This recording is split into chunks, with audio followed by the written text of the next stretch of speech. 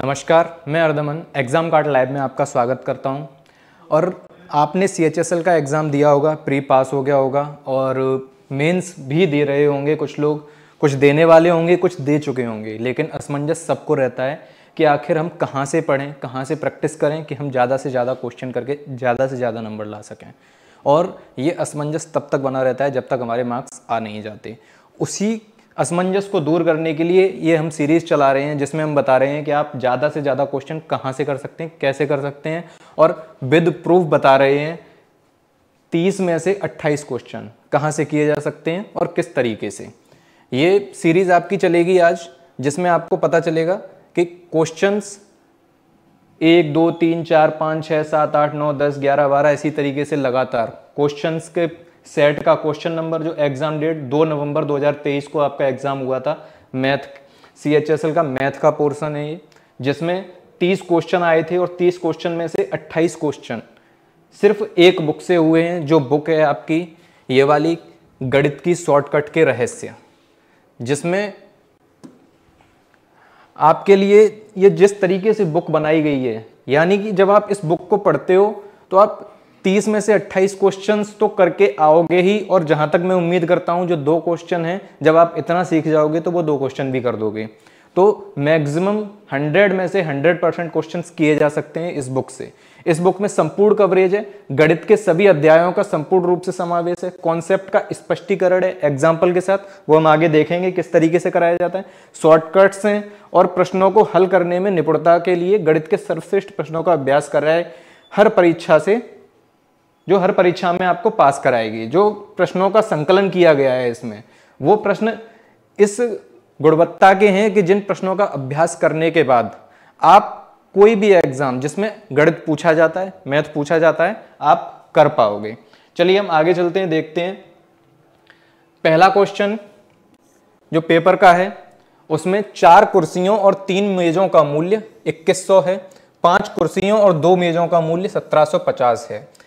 एक कुर्सी का मूल्य ज्ञात कीजिए रुपए में। अब ये क्वेश्चन अगर आपने पहले किया होगा तो बड़ी आसानी से आप कर सकते हो इस क्वेश्चन को। इसके लिए बुक का पेज नंबर 134 है, जिसमें डायरेक्ट क्वेश्चन दिया गया है। एक व्यक्ति ने 37 रुपए में 2 सेब और 3 कीवी खरीदे। यदि वह 67 रुपए में 4 सेब और 5 कीवी खरीदे तो 1 सेब और 1 कीवी का कुल मूल्य कितना होगा? इसका आंसर सी है, यानी कि 15 रुपए। और इसका जो सॉल्यूशन है वो बहुत ही डिटेल में, और इसके एग्जाम्पल्स, इस कॉन्सेप्ट को पहले बुक में काफी अच्छे से बताया गया है, जिसको आप पढ़ के ये क्वेश्चंस कर सकते हो। और इसका आंसर आपका 150 आएगा। नेक्स्ट क्वेश्चन देखते हैं। एक बेईमान दुकानदार क्रय मूल्य पर चावल बेचता है, लेकिन दोषपूर्ण बांटों का प्रयोग करके 25% लाभ अर्जित करता है। उसने अधिक ग्राहकों को आकर्षित करने के लिए छूट देने का निर्णय लिया। 10% लाभ अर्जित करने के लिए उसे कितने प्रतिशत की छूट देनी चाहिए? यह क्वेश्चन है CHSL का, परसेंटेज का। बुक का पेज नंबर आप 74 देखते हो, तो 74 पेज नंबर में आपका क्वेश्चन नंबर 37 है जो दिया गया है, जो सेम टू सेम कॉन्सेप्ट पे है। अगर आप इसका कॉन्सेप्ट करके जाते हो तो आप इसका भी आंसर कर पाओगे, जिसका आंसर आएगा आपका 12%। इसके बाद क्वेश्चन नंबर 3 है। एक व्यक्ति ने साधारण ब्याज पर कुछ धनराशि उधार ली। 3 वर्षों के बाद उसने ऋणदाता को 4/3 धनराशि वापस कर दी। 4/3 ब्याज दर ज्ञात कीजिए, यानी कि इसमें ब्याज दर ज्ञात करनी है। साधारण ब्याज का सूत्र है ये सूत्र लगा के आप इसका आंसर प्राप्त कर सकते हो, जिसका आंसर आएगा 11.1/9% वार्षिक। Next question. 50,000 के बिजली बिल के 30% की छूट, 26% एवं 5% की 2 क्रमिक छूटों के बीच अंतर ज्ञात कीजिए, जिसका आंसर है 150। और ये किस पेज नंबर पे मिलेगा आपको? पेज नंबर बुक का 72 है। यदि वस्तु के रूप में छूट दी जाए, X वस्तु खरीदने पर Y वस्तु की छूट दी जाती है, यानी कि छूट परसेंट बराबर Y × 100/X + Y। नोट में लिखा हुआ है यदि वस्तु एवं परसेंट दोनों के रूप में छूट दिया जाए तब समतुल्य बट्टा निकालते हैं। इसका आंसर फॉर्मूले से आप निकालोगे तो 150 आएगा। और इसके क्वेश्चंस भी दिए गए हैं पीछे, जिन्हें आप प्रैक्टिस करोगे तो पेपर में कम समय में अच्छे ज़्यादा से ज़्यादा क्वेश्चन कर पाओगे। क्योंकि SSC में जितना भी फायदा मिलता है उन लोगों को जो ज़्यादा से ज़्यादा क्वेश्चन प्रैक्टिस किए हुए होते हैं, कम समय में ज़्यादा क्वेश्चन कर पाते हैं। क्वेश्चन एसएससी के ज़्यादातर जो बच्चा पढ़ता है वो कर लेगा, लेकिन इंपॉर्टेंट क्या है कि कम समय में पेपर को करना। मैक्सिमम बच्चों का टाइम निकल जाता है और पेपर नहीं हो पाता है। उसी के लिए ये बुक बनी है कि आपको कॉन्सेप्ट भी दिया है, प्रैक्टिस करने के लिए क्वेश्चंस भी दिए हैं, जो एक साथ एक ही बुक में समाकलन किया गया है। एक बुक को पढ़ के आप 30 में से 30 तक कर सकते हो, और 28 क्वेश्चन तो जो इस पेपर के सीधे सीधे डायरेक्ट मिल रहे हैं। अर्धगोला, यदि किसी गोले के केंद्र से कोई समतल खींचा जाए तो वह 2 बराबर भाग में विभक्त हो जाएगा, यही प्रत्येक भाग अर्धगोला कहलाता है। ये अर्धगोला है, O पॉइंट है। आयतन का फॉर्मूला है 2/3 पाई आर क्यू, वक्र पृष्ठ का फॉर्मूला है 2 पाई आर स्क्वायर, और संपूर्ण पृष्ठ का फॉर्मूला है 2 pi r square plus pi r square equal to 3 pi r square. यहाँ पे पूछा गया है एक अर्धगोलाकार कटोरे का व्यास 21 सेंटीमीटर है, कटोरे का आयतन ज्ञात कीजिए। यानी कि आयतन के लिए आपको ये वाला फॉर्मूला लगाना है। व्यास है तो इसकी आर निकालनी लेनी है, हाफ हो जाता है, ये पूरा व्यास होता है और ये केवल आर होती है इतनी। तो आर निकाल के, त्रिज्या निकाल के आप आयतन का फॉर्मूला लगा के इसका आंसर प्राप्त कर सकते हो। सेकंड आंसर होगा 2425.5 centimetre. Next question, question number 6, ए और बी एक काम को 9 दिनों में पूरा कर सकते हैं। यदि बी और सी उसी काम को 18 दिनों में पूरा कर सकते हैं तो ए, बी और सी साथ मिलकर काम करते हुए उसी काम को 8 दिनों में पूरा कर सकते हैं। ए और सी को साथ मिलकर काम पूरा करने में कितने दिन लगेंगे? इसका कॉन्सेप्ट जानने के लिए आप बुक के पेज नंबर 104 को देखते हैं, जिसमें क्वेश्चन दिया गया है 19वां। ए और बी मिलकर किसी कार्य को 20 दिन में पूरा कर सकते हैं, बी और सी मिलकर उसी कार्य को 15 दिन में पूरा कर सकते हैं। यदि ए, बी, सी मिलकर काम करें तो यही कार्य 10 दिन में पूरा हो जाता है। ए और सी को मिलकर कार्य को पूरा करने में कितने दिन लगेंगे? इसका आंसर आपका 12 दिन आया है और इसका भी 12 दिन आया है। तो क्वेश्चन आप देखते हो कि सेम पैटर्न पे, जिसका सॉल्यूशन पीछे काफी अच्छे से दिया गया है, जिसका स्क्रीनशॉट अभी इसमें मेंशन नहीं है, लेकिन आप जब सॉल्यूशन इसका देखोगे, प्रैक्टिस करोगे तो आप इन क्वेश्चनों को बड़े आसानी से कुछ सेकंडों में ही सॉल्व कर सकते हो। एक विद्यालय के 40 विद्यार्थियों का औसत भार 52 किलो है। यदि शिक्षक का भार शामिल कर लिया जाए तो औसत भार में 500 ग्राम की वृद्धि हो जाती है। शिक्षक का भार केजी में ज्ञात कीजिए। बुक का पेज नंबर 46 हम देखते हैं तो उस पर एक उदाहरण दिया गया है। 14 छात्रों और एक अध्यापक की औसत आयु 15 वर्ष है। यदि अध्यापक की आयु को हटा दिया जाए तो औसत आयु में 1 वर्ष की कमी हो जाती है। तो अध्यापक की आयु कितनी है? यानी कि उसमें भार पूछा गया है, इसमें आयु पूछी गई है, लेकिन कॉन्सेप्ट एक ही है, जिस कॉन्सेप्ट से इसे सॉल्व किया जाएगा। आपका हल दिया गया है इसका 14 + 1 = 15, औसत 15 हो गया। एक अध्यापक को कम कर दिया तो 14 यानी कि -1 वर्ष कम कर दिया। अध्यापक की आयु 15 + 14 × 1 = 29 ईयर। और इसी कॉन्सेप्ट पे आप इसको भी सॉल्व करेंगे, जिसमें आपका 72.5 आंसर आएगा। नेक्स्ट क्वेश्चन देखते हैं, क्वेश्चन नंबर 8। ट्रायंगल एबीसी में angle A 85 degree, angle C 58 degree. यदि ट्रायंगल पीक्यूआर ट्रायंगल एबीसी के समरूप है और संगत है तो एंगल क्यू ज्ञात कीजिए। यानी कि एंगल क्यू ज्ञात करना है। तो त्रिभुज की विशेषताएं, त्रिभुज के तीनों अंतःकोणों का योगफल 180 होता है। तो जब तीनों कोणों का योगफल 180 होता है तो आप इसे ऐड करके 180 में से माइनस कर देंगे तो 37 आ जाएगा। एक योग केंद्र में 60% सदस्य पुरुष हैं और 40% सदस्य महिलाएं हैं। यदि पुरुषों की औसत आयु 55 वर्ष और महिलाओं की औसत आयु 45 वर्ष है तो सभी सदस्यों की औसत आयु क्या है? औसत आय पर आधारित प्रश्न है। बुक का पेज नंबर 47 है। एक परिवार का वर्ष के पहले 3 महीने का औसत वार्षिक खर्च 2200 है। अगले 4 महीने का औसत वार्षिक खर्च 2550 है। अंतिम 5 महीने का वार्षिक खर्च 3120 है। यदि पूरे परिवार की कुल वार्षिक बचत 1260 है तो औसत मासिक आय कितनी है? औसत आयु पूछी गई है, यहाँ पे आय पूछी गई है। तो ये मान लीजिए कॉन्सेप्ट जो हम लगाते हैं वो सेम टू सेम ही लगाते हैं। इसमें अभीष्ट औसत मासिक आय पूछी गई है। तो इस कॉन्सेप्ट पे अगर आप सवाल सॉल्व करते हैं और देखते हैं कि आपका कॉन्सेप्ट काफ़ी अच्छा क्लियर हो जाता है, जब पेपर में इस तरह के क्वेश्चन मिलते हैं आपको तो आप आसानी से सॉल्व कर पाते हैं। इसका आंसर 51 होगा। Question number 11। यदि x = 3/2 का होल स्क्वायर इंटू 2/3 का होल पावर -4 है तो x की पावर -2 का मान ज्ञात कीजिए। इसका आंसर करड़ी के नियम से करना है हमें।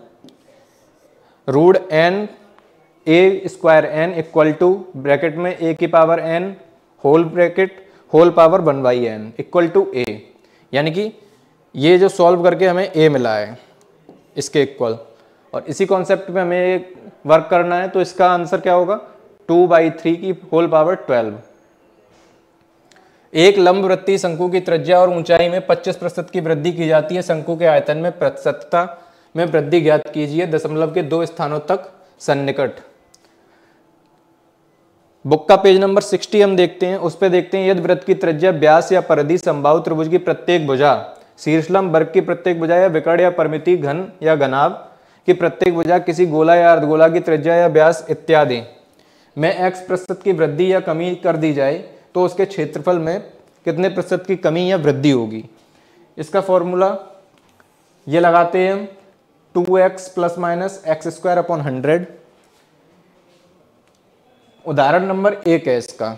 देखते हैं, किसी समबाहु त्रिभुज के प्रत्येक भुजा में 8% की वृद्धि की जाए तो उसके क्षेत्रफल में कितने प्रतिशत की कमी हो जाएगी। यानी कि प्रतिशत वृद्धि देखेंगे तो 2 × 8 + 8²/100, इसका आंसर आ जाएगा 16.64%।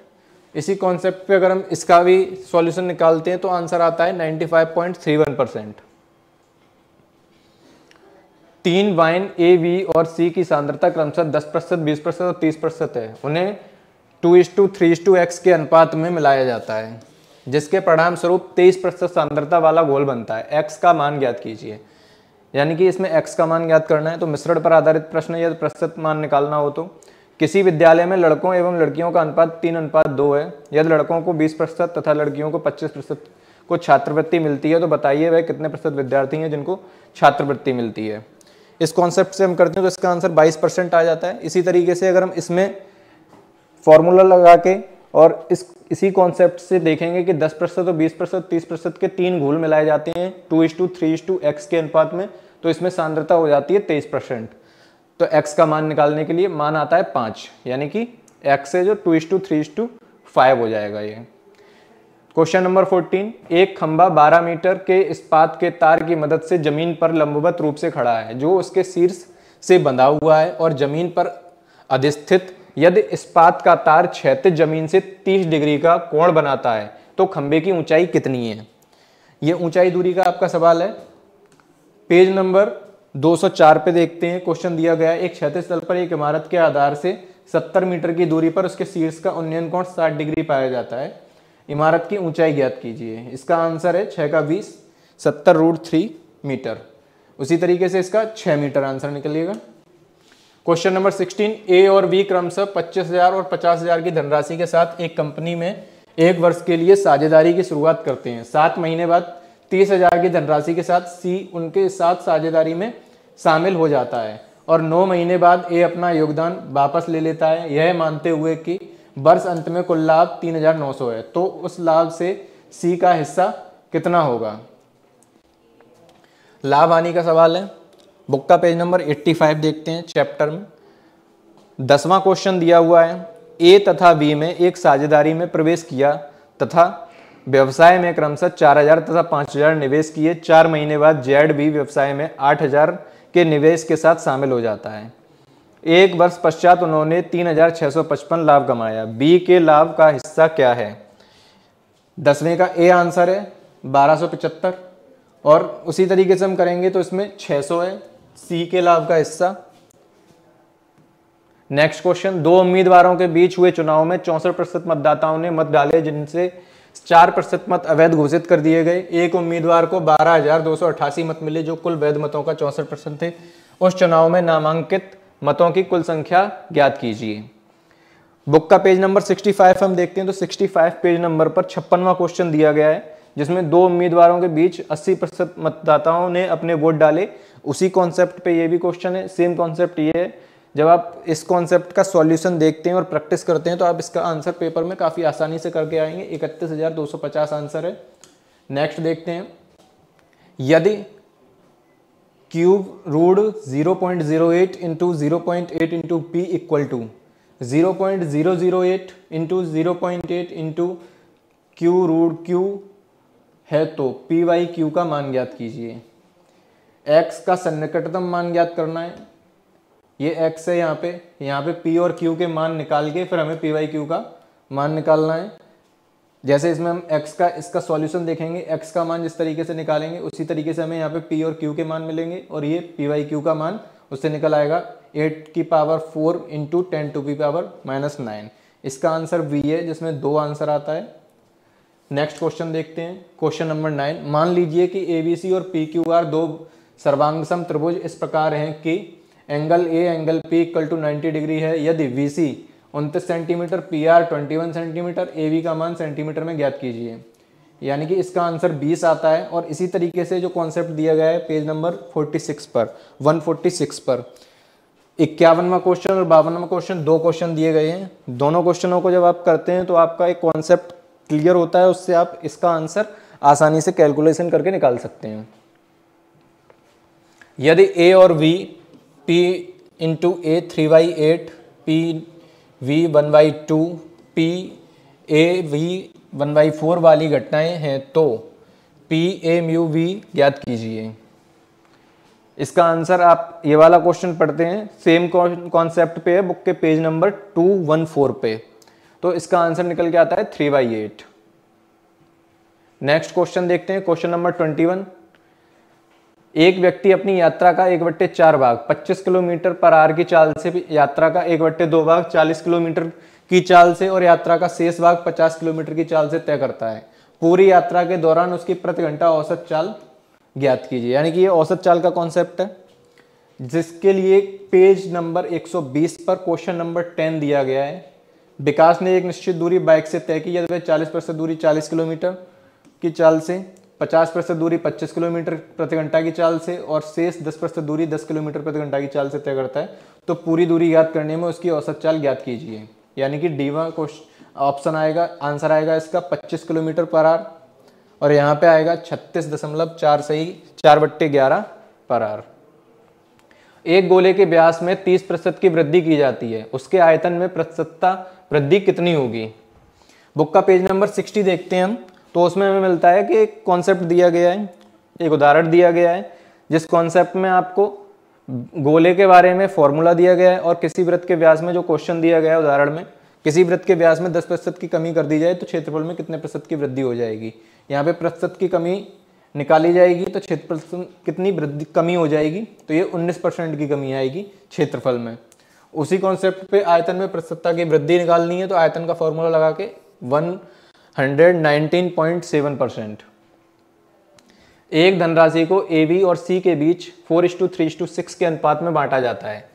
यदि C का हिस्सा V से 600 अधिक है तो A और B से कितनी धनराशि अधिक मिलेगी।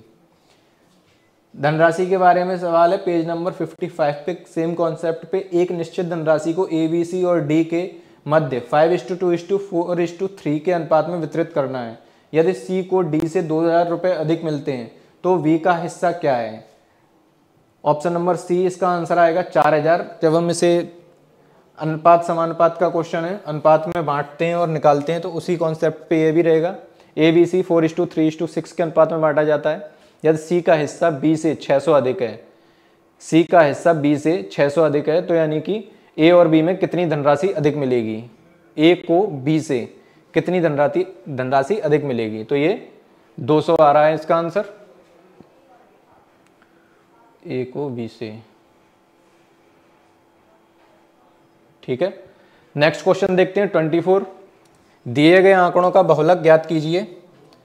21, 15, 16, 48, 6, 15, यानी कि ये आंकड़े अरेंज करने होंगे पहले हमें बढ़ते हुए क्रम में और उसके बाद उसमें से हमें बहुलक निकालना है जो सबसे अधिक बार आता है। दिए गए डेटा पेज नंबर 170 पे सेम क्वेश्चन दिया गया है जिसमें आंसर C आता है 7, यानी कि इसमें 7 सबसे अधिक बार आया है और उसी तरीके से इसमें 15 सबसे अधिक बार आया है। बहुत ही साधारण सवाल है, आसानी से हल किया जा सकता है। Question number 25। एक संख्या में 25% की वृद्धि की जाती है और फिर 16% की कमी की जाती है, संख्या का अंतिम मान क्या होगा। इसका कॉन्सेप्ट हम देखते हैं बुक के पेज नंबर 60 पर। आपका किसी वस्तु के मूल्य तथा खपत में क्रमशः x% तथा y% की कमी करने पर वस्तु पर किए गए खर्च में कमी होगी। कमी का फॉर्मूला है ये x + y - xy/100%। इसका हम सॉल्यूशन देखेंगे। यदि चीनी के मूल्य तथा खपत में क्रमशः 10% तथा 12% की कमी करने पर वस्तु पर किए गए खर्च में कमी कितनी होगी। यहाँ पे फॉर्मूला लगाते हैं यही, तो कॉन्सेप्ट से जब सॉल्व करते हैं तो आंसर आता है 20.8%। यहाँ पे कमी है, यहाँ पे आपका 5-10% की वृद्धि आएगी। इसी कॉन्सेप्ट से हम जब इसे सॉल्व करेंगे तो देखेंगे कि आंसर हमारा बड़ी आसानी से निकल रहा है। क्वेश्चन नंबर 26, निम्नलिखित डेटा से बहुलक की गणना कीजिए। फिर से बहुलक का सवाल है। परिरोधन के दिन मरीजों की संख्या 6, 7, 8, 9, 10, 4, 6, 7, 5, 3। बारंबारता का है, बंटन बारंबारता, बहुलक ज्ञात कीजिए। सेम सवाल, सेम कॉन्सेप्ट पे, सेम तो नहीं कहेंगे लेकिन कॉन्सेप्ट सेम होते हैं। मैथ में कभी भी सेम नंबर्स और का सवाल नहीं मिलता है कि जैसा बुक में सवाल दिया गया हो उसी तरीके से एग्जाम में। ये कभी कभी होता है जब एग्जामिनर ही बुक के जो पिछले वर्षों में आए सवालों को फिर से एग्जाम में देता है तो वो सेम सवाल हमें मिल जाता है। अदरवाइज सेम कॉन्सेप्ट पे अलग नंबरों से सवाल हमेशा मिलते हैं। तो उसी तरीके से ये पद दिया गया है, इसका सॉल्यूशन दिया गया। जब सॉल्यूशन देखोगे तो 24 इसका आंसर आता है और यहाँ पे इसका 8 आंसर है। यदि a - 2b = 8 और 2ab = 9 है तो a + 2b का मान ज्ञात कीजिए। इसका आंसर यहाँ पे 10 आता है। और सेम कॉन्सेप्ट पे पेज नंबर 126 बुक का बीजगणितीय सर्वसमीकरणें दी गई हैं जिसमें ये फॉर्मूला दिए गए हैं। इनमें से फॉर्मूला आपको लगाना होगा। फॉर्मूला लगा के आप देखेंगे कि इसका आंसर 10 आ जाएगा। a - 2b = 8 और 2ab = 9 है तो a + 2b का मान ज्ञात करना है। 2 वर्ष पहले शहर की जनसंख्या 1,75,000 थी। यदि पिछले 2 वर्षों में इसे 4% और 5% की वृद्धि हुई हो तो शहर की वर्तमान जनसंख्या ज्ञात कीजिए। 2 वर्षों में 4% और 5% की वृद्धि हुई है, यानी कि पहले 4% बढ़ा फिर 5% बढ़ा। एक नगर की जनसंख्या इतनी है, यदि यह प्रतिवर्ष 8% की दर से बढ़ती है तो 2 वर्ष बाद जनसंख्या क्या होगी। सेम कॉन्सेप्ट है, आंसर इसका सी है। इसमें 1,91,100 हो जाती है। निम्नलिखित कथनों में से कौन सा कथन सत्य नहीं है। देखते हैं। पहला कथन, यदि किसी त्रिभुज की भुजाएं 13:5:12 के अनुपात में हैं तो उसके 2 कोण न्यून कोण होते हैं। किसी त्रिभुज की भुजाओं के मध्य बिंदुओं को जोड़ने से बने त्रिभुज का क्षेत्रफल बड़े त्रिभुज का 1/4 होता है। 2a, 2a और 3a भुजाओं वाले एक समद्विबाहु त्रिभुज का क्षेत्रफल 3 × √3a² होता है। सबसे बड़ी भुजा L वाले त्रिभुज का क्षेत्रफल हमेशा L² से कम होता है। यानी कि समबाहु त्रिभुज के क्षेत्रफल का फॉर्मूला ही इसमें सही है जो बुक के पेज नंबर 152 पर फॉर्मूला दिया गया है। ये परिमाप का ये है 2a + b, जहाँ a 2 समान भुजाओं की लंबाई है तथा v तीसरी भुजा की लंबाई है। तो ये फॉर्मूला फिट बैठता है। इसका तीसरा ऑप्शन सही है।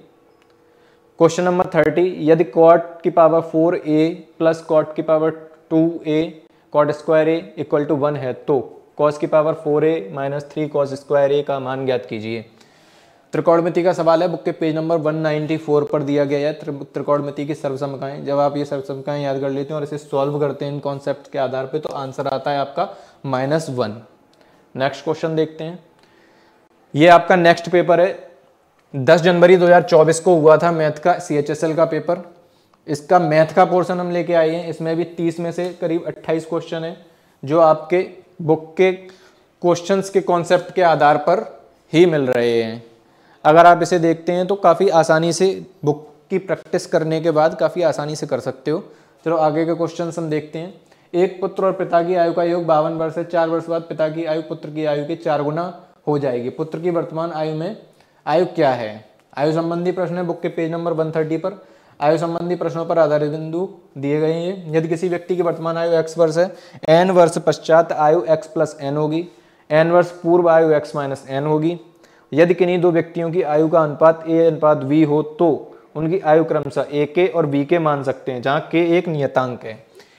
ये कॉन्सेप्ट है आयु के संबंधी प्रश्नों का। जब हम कोई भी सवाल कर रहे हो तो इन कॉन्सेप्ट को ध्यान में रखते हुए अगर हम प्रश्न में बोली गई काम को उसी तरीके से संक्रियाओं में बदल के करते हैं तो आंसर हम जरूर पा लेते हैं। उसी तरीके से कि उदाहरण दिया गया है, रवि और रोहन की वर्तमान आयु का योग 110 वर्ष है।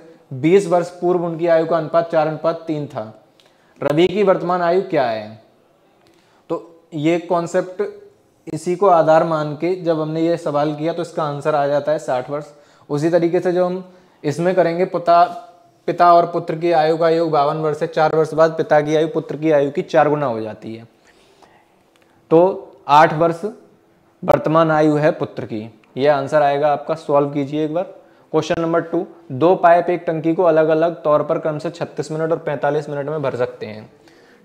टंकी में लगा एक निकास पाइप प्रति मिनट 40 लीटर पानी निकाल सकता है। यह तीनों पाइप एक साथ खोल दिए जाएं तो टंकी 1 घंटे में भर जाती है। टंकी की क्षमता धारिता ज्ञात कीजिए। सेम कॉन्सेप्ट पे बुक का पेज नंबर 181 है। 2 नल ए तथा बी पानी की टंकी को क्रमशः 20 तथा 24 मिनट में भर सकते हैं तथा एक तीसरा नल सी 3 गैलन पानी प्रति मिनट की रफ्तार से टंकी को खाली करता है। यदि ए बी सी तीनों को एक साथ खोल दिया जाए तो टंकी भरने में 15 मिनट लगते हैं। टंकी की गैलन धारिता कितनी है? इसका आंसर हो जाएगा ए 120 गैलन। उसी तरीके से इसकी धारिता है 1200। नेक्स्ट क्वेश्चन देखते हैं। Question number 4, a hollow cube is made of paper to have a volume of 512 cubic units. How much paper is square units will be required to make the cube? Cube का question है। Page number 157 पे concept दिया गया है घन के बारे में। यदि एक घन की भुजा a हो तो आयतन a क्यूब, पृष्ठीय क्षेत्रफल 6a², विकर्ण √3a।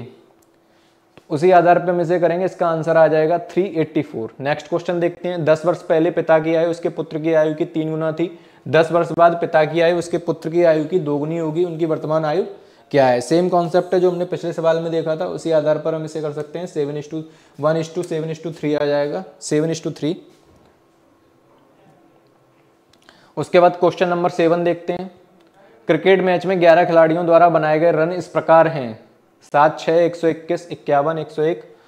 डेटा के माध्यिका की गणना कीजिए, यानी कि मोड मीडियन वाला सवाल है। 167, एक कार्यालय में 10 कर्मचारियों का दैनिक वेतन निम्नलिखित है। मध्यिका ज्ञात करनी है। मध्यिका ज्ञात करने के लिए हमें सबसे पहले इन्हें आरोही अवरोही क्रम में किसी में भी लगा लो, उससे आसानी हो जाती है। यहाँ n, वैसे आरोही क्रम सबसे बेटर रहता है। 10 अर्थात n बराबर 10 अर्थात पदों की संख्या सम है। अतः मध्यिका 1/2 5वें पद का मान प्लस 6वें पद का मान, यानी कि 17 और 19, ये 5वां और 6वां पद है, इक्वल टू 18। वेतन की मध्यिका 18 है। इसी कॉन्सेप्ट पे हम जब इसे आरोही क्रम में लगा के करेंगे और ये फॉर्मूला पे मान रखेंगे तो इसका आंसर आ जाएगा 16। 16 वार्षिक साधारण ब्याज की दर से निवेश की गई 2500 की धनराशि कितने वर्षों में 4100 हो जाएगी? यानी कि साधारण ब्याज 16% वार्षिक मिलता है। 2500 की धनराशि इन्वेस्ट की है, उस पर 16% आएगा, तो ये कितने वर्षों में हो जाएगा? उसी पे साधारण ब्याज का कॉन्सेप्ट दिया गया है बुक के पेज नंबर 87 पर। ये कॉन्सेप्ट पढ़ के जब हम फॉर्मूला लगाएंगे तो आंसर हमें मिलेगा 4 वर्ष। नेक्स्ट क्वेश्चन देखते हैं। क्वेश्चन नंबर 9, 7786 की धनराशि को ए, बी और सी के बीच इस प्रकार बांटा जाता है कि ए की धनराशि और बी की धनराशि का अनुपात 3:4 है तथा बी की धनराशि और सी की धनराशि का अनुपात 12:13 है। बी को प्राप्त होने वाली धनराशि कितनी है? तो बुक का पेज नंबर उदाहरण देखेंगे हम। यदि A/B = 2:3, B/C = 5:6 हो तो A/B/C ज्ञात कीजिए। यानी कि A/B/C ज्ञात करने के लिए 2 × 5:3 × 5:3 × 6 ये फॉर्मूला लगाया है। जैसे 10:15:18 है, उसी तरीके से हम इसमें भी ज्ञात कर सकते हैं। इसका आंसर आएगा 2748। त्रिभुज XYZ में यदि XY 5 centimetre, XZ 7 centimetre, QYZ पर एक बिंदु इस प्रकार है कि XQ एंगल X को समद्विभाजित करता है तो YQ QZ का मान ज्ञात कीजिए। एक त्रिभुज में एक रेखा के समांतर खींची गई रेखा अन्य भुजाओं को जिन बिंदुओं पर काटती है वे बिंदु उन भुजाओं को समान अनुपात में विभाजित करते हैं। यानी कि ये कॉन्सेप्ट है जो बुक के पेज नंबर 139 पे दिया गया है। इसके आधार पर जो सवाल में बोला गया है अगर हम उस कॉन्सेप्ट से ट्रायंगल बनाते हैं और उसे आगे सॉल्व करते हैं तो आंसर आपका आ जाएगा 5:7। 69 और 92 के बीच आने वाली अभाज्य संख्याओं का औसत ज्ञात कीजिए। इसका औसत ज्ञात करने के लिए जो फॉर्मूला है और कॉन्सेप्ट दिया गया है वो चैप्टर में दिया गया है। जो चैप्टर का एक क्वेश्चन है बुक के पेज नंबर 48 पर, प्रथम 25 अभाज्य संख्याओं का औसत कितना होगा। इसका आंसर आ जाएगा 42.4। यानी कि 69 और 92 के बीच आने वाली अभाज्य संख्याओं का औसत ज्ञात करना है। तो 69 और 82 के बीच में जितनी भी अभाज्य संख्याएं आती हैं पहले हम उन्हें लिखेंगे, उन्हें ऐड करेंगे और जितनी अभाज्य संख्याएं आती हैं उसका डिवाइड करके उसका हम औसत ज्ञात कर लेंगे जो 79 आएगा। एक चुनाव में 90% मत पाने वाला उम्मीदवार 800 मतों के अंतर से चुना जाता है। डाले गए कुल मतों की संख्या कितनी है। ध्यान दें, चुनाव में केवल 2 उम्मीदवार भाग ले रहे हैं और मान लीजिए सभी मत वैध हैं, यानी कि कोई भी मत अवैध नहीं है और केवल 2 उम्मीदवार हैं। तो इसमें 90% मत पाने वाला उम्मीदवार 800 मतों के अंतर से चुना जाता है। यानी कि जैसे 90% मत मिले हैं उसमें और जैसे 10% मत मिले हैं उसमें 800 मतों का अंतर है।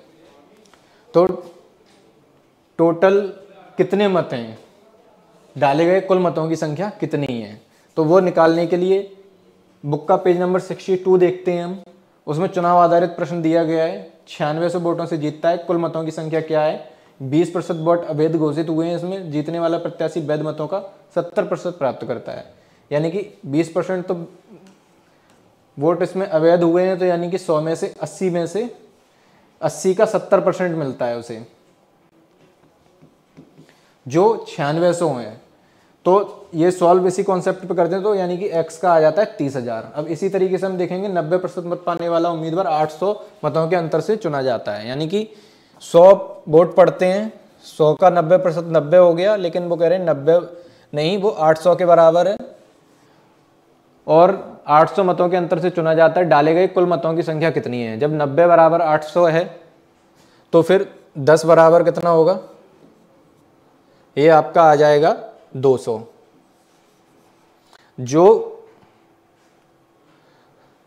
जो आपको हारे हुए व्यक्ति को मिलता है। यानी कि टोटल वोट कितने हो गए, 1000। नेक्स्ट क्वेश्चन देखते हैं। √625 plus √625 upon 100, √625 upon 10,000, √625 upon 1 lakh का मान ज्ञात कीजिए। बुक का पेज नंबर 29 हम देखते हैं।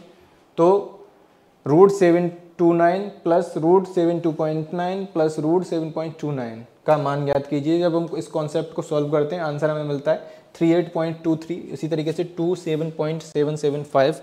इसे सॉल्व करने के बाद हमें आंसर प्राप्त होता है। जब हम इसके कॉन्सेप्ट को क्लियर कर लेते हैं, करड़ी का पूरा चैप्टर दिया गया है जिसमें सारे कॉन्सेप्ट दिए गए हैं कि करड़ी को किस तरीके से हल किया जाता है, करड़ी के मान को किस तरीके से निकाला जाता है, तो उसी के आधार पर हम इसे सॉल्व कर सकते हैं। क्वेश्चन नंबर 14 देखते हैं। यदि ब्याज दर पहले वर्ष के लिए 2.5% प्रतिवर्ष और दूसरे वर्ष के लिए 2% प्रतिवर्ष है तो 2 वर्षों का 6000 का चक्रवृद्धि ब्याज ज्ञात कीजिए। यानी कि बुक का पेज नंबर 93 हम देखते हैं। उसमें क्वेश्चन दिया गया है सेम कॉन्सेप्ट पे। जब इस कॉन्सेप्ट से हम सवाल सॉल्व करके प्रैक्टिस करते हैं तो हम उसी कॉन्सेप्ट के आधार पर इसे भी कर पाएंगे। आंसर आएगा 273। सुदर्शन और अब्राम 2 रिक्तियों के लिए साक्षात्कार के लिए उपस्थित हुए। सुदर्शन के चयन की प्रायिकता 1/3 है और अब्राम के चयन की प्रायिकता 1/5 है। उनमें से किसी के भी चयनित न होने की प्रायिकता ज्ञात कीजिए। यानी कि 2 लोग जाते हैं, उनमें 2 रिक्तियों के लिए ही जाते हैं और प्रायिकता कितनी निकालनी है। प्रायिकता का सवाल बुक के पेज नंबर 212 यानी कि 212 पे दिया गया है। प्रायिकता निकालने के लिए अभिष्ट प्रायिकता x + y - 2 अपॉन xy है। उसी तरीके से इसे हम सॉल्व करेंगे तो इसमें आंसर हम प्राप्त करेंगे 8/15। नेक्स्ट क्वेश्चन देखते हैं। Question number 16। होल क्यू 3 है, उसके बाद Q root 343 into root Q 216 और होल क्यू का मान ज्ञात कीजिए। सेम कॉन्सेप्ट पे ये सवाल दिया गया है, एक ये सवाल दिया गया है। जब हम इन्हें सॉल्व करते हैं तो हमें सॉल्व करने का तरीका पता चल जाता है। जिस सी कॉन्सेप्ट के आधार पर हम इसे भी सॉल्व कर सकते हैं। आंसर आएगा आपका 42। 3 से 3 कट जाएगा, इस 3 से ये 3 कट जाएगा, इसका ए निकालो, इसका निकालो और मल्टीप्लाई कर दो, 42 आ जाएगा। क्वेश्चन नंबर 17, ए वी को 33% लाभ पर एक घड़ी बेचता है और वी उसे 20% हानि पर सी को बेचता है। यदि सी 532 का भुगतान करता है तो ए के लिए क्रय मूल्य क्या था? क्रय मूल्य निकालना है। क्रय मूल्य की और विक्रय मूल्य के आधार पर ये कॉन्सेप्ट दिया गया है, पेज नंबर 74 पे ये क्वेश्चन है और इसी को डिटेल्स में कॉन्सेप्ट में भी समझाया गया है, उदाहरण देके भी समझाया गया है और इसका सॉल्यूशन भी समझाया गया है। बुक को आप पढ़ते हैं तो बड़ी आसानी से इस सवाल को कर लेंगे, ज़्यादा हाई कॉन्सेप्ट नहीं है इस क्वेश्चन में, आसानी से किया जा सकता है। क्वेश्चन नंबर 18, ऋचा के व्यय और बचत का अनुपात 2:1 है। यदि उसकी आय और व्यय क्रमशः 20% और 15% की वृद्धि होती है तो उसकी बचत में प्रतिशतता वृद्धि ज्ञात कीजिए। यानी कि बचत में प्रतिशतता वृद्धि ज्ञात करनी है, बढ़ी हुई आय का अनुपात। जब 5%, 10%, 15% दिया गया है, यानी कि ये कॉन्सेप्ट पे जब हम सवाल करते हैं तो इसे भी हम आसानी से कर लेंगे। इसका आंसर आएगा आपका 30%। नेक्स्ट क्वेश्चन देखते हैं। क्वेश्चन नंबर 19, एक लंब प्रिज्म का आधार एक समबाहु त्रिभुज है जिसकी प्रत्येक भुजा 4 सेंटीमीटर है। यदि पार्श्व पृष्ठीय क्षेत्रफल 120 सेंटीमीटर स्क्वायर है तो प्रिज्म का आयतन सेंटीमीटर क्यूब में ज्ञात कीजिए। यानी कि आयतन ज्ञात करने के लिए सेम कॉन्सेप्ट पे एक प्रिज्म का आधार एक समबाहु त्रिभुज के आकार का, यदि आधार का परिमाप 18 सेंटीमीटर, प्रिज्म की ऊंचाई 20 सेंटीमीटर है तो प्रिज्म का आयतन ज्ञात कीजिए। जब हम इसका सॉल्यूशन देखते हैं तो सॉल्यूशन को रिवाइज करके और समझ के उसके बाद इस क्वेश्चन को करेंगे तो हम आंसर जरूर निकाल पाएंगे। 40√3 जो आपका आंसर आएगा। नेक्स्ट क्वेश्चन देखते हैं। सोवन क्रय मूल्य पर चीनी बेचता है लेकिन वह खराब बांटों का प्रयोग करता है और इस प्रकार 28% का लाभ अर्जित करता है। वह 3.2 kg चीनी के बदले कितने ग्राम चीनी दे रहा है? दुकानदार बड़ा बेईमान है। बेईमान दुकानदार का सवाल फिर से मिलता है, बुक के पेज नंबर 73 पर दिया गया है। एक बेईमान व्यापारी ग्राहकों से कहता है कि वह अपनी वस्तुएं क्रय मूल्य पर बेचता है लेकिन वह गलत वजन उपयोग करता है और लाभ के रूप में 12.5% लाभ अर्जित करता है। 1 किलो वजन करने के लिए वह कितने ग्राम का उपयोग कर रहा है? जब हम इस कॉन्सेप्ट का सॉल्यूशन देखते हैं पूरा तो 33 का बी ऑप्शन है, 888.8 ग्राम वह देता है 1 किलो की जगह पे। उसी तरीके से यहाँ पे 2500 आंसर आएगा। उसी कॉन्सेप्ट से हल करने पे वो 3 किलो 200 ग्राम चीनी की जगह 2 किलो 500 ग्राम चीनी दे रहा है। क्वेश्चन नंबर 21, 6 के प्रथम 8 गुणजों का औसत ज्ञात कीजिए। यानी कि 6 के प्रथम 8 गुणज निकालने के लिए हमें 6 की टेबल आनी चाहिए और 8 गुणज आ जाएंगे। 8 तक पढ़ के गुणज आ जाएगा, उसका औसत उन्हें जोड़ के 6 से डिवाइड कर देंगे। पेज नंबर 44 है। औसत सभी दिए गए प्रक्षेपणों के प्रक्षेपणों की कुल संख्या से विभाजित करने पर प्राप्त होता है। औसत को दिए गए प्रक्षेपणों का अंकगणितीय माध्य औसत मान माध्य मान भी कहते हैं। औसत बराबर प्रक्षेपणों का योग प्रक्षेपणों की संख्या। इसी आधार पर मैंने बता दिया था किस तरीके से करना है। आंसर आ जाएगा 27। एक निश्चित बिल पर 27% की छूट, 20% तथा 10% की 2 क्रमिक छूटों के बीच अंतर 56 था। बिल की धनराशि ज्ञात कीजिए।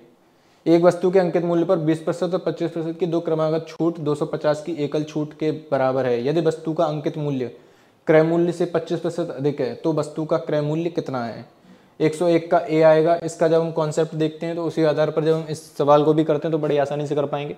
निश्चित बिल पर 27% की छूट पहले मिलती है और 20% तथा 10% की 2 क्रमिक छूट और मिलती हैं, लेकिन इनका बीच का अंतर उसका 56 है। तो जब इस कॉन्सेप्ट को हम लिख के करेंगे तो आंसर आ जाएगा 5600। कॉफ़ी और चाय के मूल्य का अनुपात 3:4 है और एक परिवार द्वारा उपभोग की जाने वाली उनकी मात्रा का अनुपात 4:7 है। कॉफ़ी और चाय पर होने वाला व्यय अनुपात में ज्ञात कीजिए। इसका आंसर आएगा 3:7। बुक का पेज नंबर 56 हम देखते हैं तो उस पर पाते हैं सेम कॉन्सेप्ट पे क्वेश्चन दिया गया है। इसका सॉल्यूशन देखते हैं। 54 का सी 21:66:92 आंसर आता है। बुक में इसका सॉल्यूशन डिटेल्स में दिया गया होता है। उस सॉल्यूशन से प्रैक्टिस करते हैं और उदाहरण और कॉन्सेप्ट भी बुक में आगे दिया गया होता है। जब उसे करते हैं आप तो ये क्वेश्चन बड़ी आसानी से कर पाते हैं। नेक्स्ट क्वेश्चन देखते हैं। एक नाव धारा की प्रतिकूल दिशा में 1 घंटा में 3 किलोमीटर चलती है और धारा की अनुकूल दिशा में 12 मिनट में 1 किलोमीटर चलती है। नाव को स्थिर जल में 6 किलोमीटर जाने में कितना समय लगेगा? यानी कि जब अनुकूल दिशा में चलती है तो अलग आता है, प्रतिकूल में अलग है। लेकिन जब जल स्थिर हो तो नाव 6 किलोमीटर जाने में कितना समय लेगी। सेम कॉन्सेप्ट है, कितना समय लेगी, उसी आधार पर जब 113 का सी करते हैं आप तो 2.6 आंसर आता है, इसमें 1 घंटा 30 मिनट लगेगा आपको।